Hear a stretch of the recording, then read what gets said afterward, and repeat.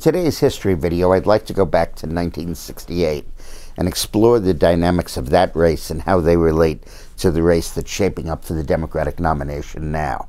The similarities are quite clear. Back in 1968, you had a president, Lyndon Johnson, who was almost guaranteed to win the Democratic nomination as the sitting president. And the guy who could have beaten him was Robert Kennedy, but he didn't want to run. So flash forward to now. You've got Hillary Clinton cruising to the Democratic nomination, and the person who conceivably could give her a fight and beat her, Elizabeth Warren, who would take away the woman issue and bring the crony capitalist issue to the fore, and also the peace Iraq issue to the fore, doesn't want to run.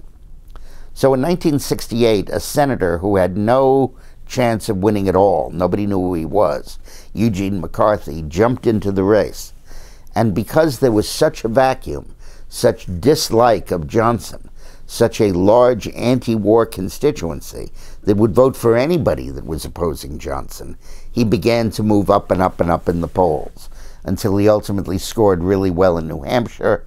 That persuaded Kennedy that Johnson could be beaten. Kennedy came into the race and Johnson withdrew.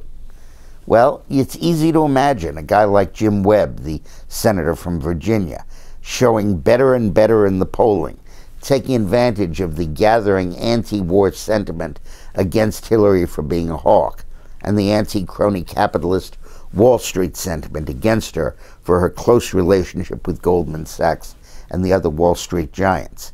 It's easy to imagine that Webb might move up and up in the polls, particularly after the first debate, and then that might trigger Elizabeth Warren coming into the race and actually defeating Hillary.